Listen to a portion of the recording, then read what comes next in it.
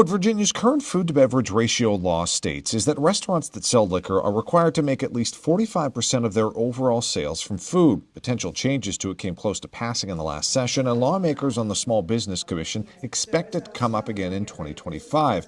They were briefed Tuesday by the Virginia Restaurant, Lodging, and Travel Association, which says its 1,200 members are evenly divided. Around one-third are exactly happy with the way that it is. One-third are in favor of modernizing it. There are one-third perhaps that do not actually enjoy it. Tommy Herbert says while the restaurant industry is one of tight margins, larger chains don't rely on liquor sales to boost that and like the current law, while businesses near attractions want changes. Think of bars at the beach where there's a great market for liquor sales, but perhaps there is not a great market for food sales. It's something that has very little to do with the business, more to do with the overall area. Commission member and Danville Councilman Lee Vogler said Virginia's laws impact his city, being so close to North Carolina with less restrictions. And so we've watched money go into North Carolina from Danville for a long time. I mean, these places set up right outside of the city. Herbert says potential options for lawmakers include do nothing, remove the ratio if a food sales target is met, lower the ratio from its current 45%, or get rid of the ratio entirely.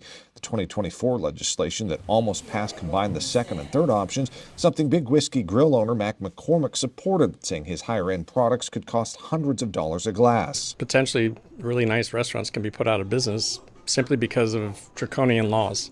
I mean, who cares how people spend their money? But it had opponents like Mike Byrne with the Virginia Restaurant Association, who said restaurants have invested time and money into the current rules. You could have a nightclub license. You could have other options available to you that solve the problem. To get rid of the ratio over 35 doesn't solve the problem at all. Herbert says other arguments against change include public safety concerns and restaurants being put at a disadvantage to new competitors if the ratio was abolished. Delegate Josh Thomas floated the idea of reducing the ratio over many years and eventually phasing it out. Herbert says he's never heard that option before and that it could be a responsible way of making change. Now, a potential wrinkle to all this is a lawsuit against Virginia's current rules, and Herbert says it's precedent for lawmakers not to make changes to laws in this situation, and as of right now, no bills have been filed on this issue for 2025. At the state capitol, Cameron Thompson, CBS 6 News.